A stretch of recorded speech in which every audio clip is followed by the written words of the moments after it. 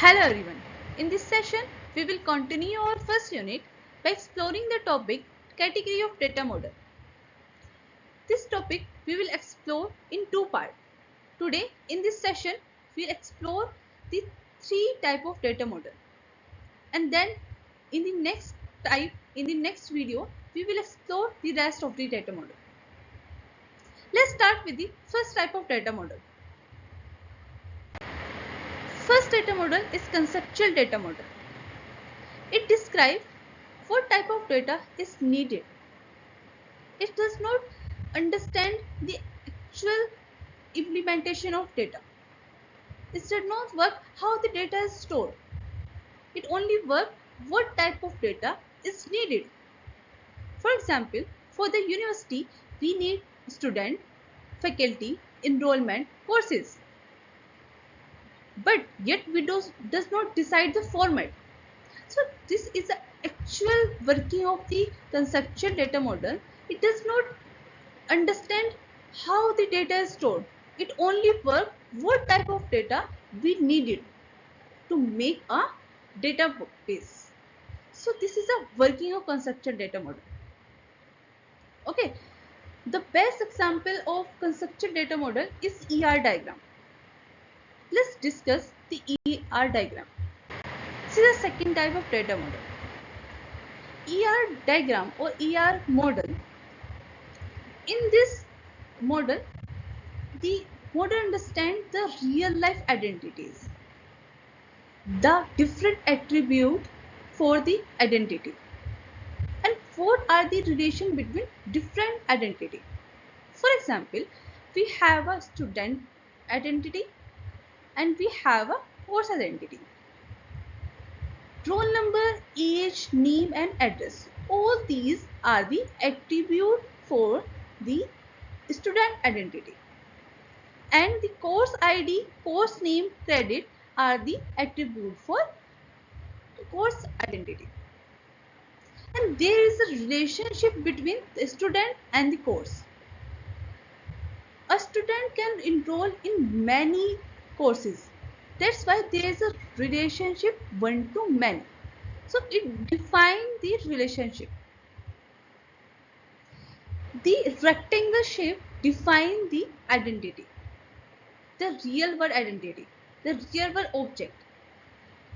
This oval shape defines the attributes, and then this diamond shape defines the relationship between the real world object. This is the main concept of ER diagram or ER model.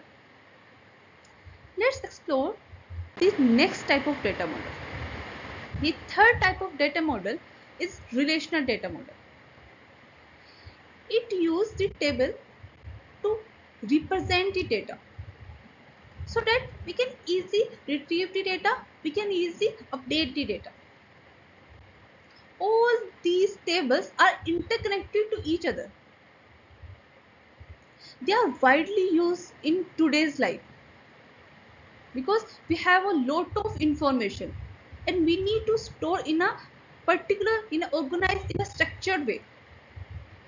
So we need this type of data model where we can easily retrieve the data, we can easily store the data, we can easily update the data. This relational model uses the different column or rows. All these are the columns. Column 1, column 2, column 3. And all these are the rows. Columns are known as the attributes and rows are known as the tuple. So it defines rows and columns in the table and then store all the information in a structured and organized way. Let's explore some component of relational model.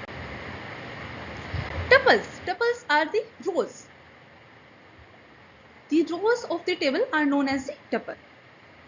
And side by side, the column of the tables are known as the attributes. Relation instances. All current rows in the table are known as the relation instances. Next is relation schema. table structure and column name. Every column have a unique name, like the student ID, student age, student email ID. All these are the column, and each column have a unique name. Then the relation key. Every table have a unique key. For example, in the student table, the student ID is unique. The student ID is different for different student. So it is uniquely identify each student. So this is a key of this table, the key of student table. Next is the attribute domain. Attribute domain means it defines the rule that the grade must be from 0 to 100 or between 0 to 100. The age of the student is never be negative. All these are the rule we apply on the table.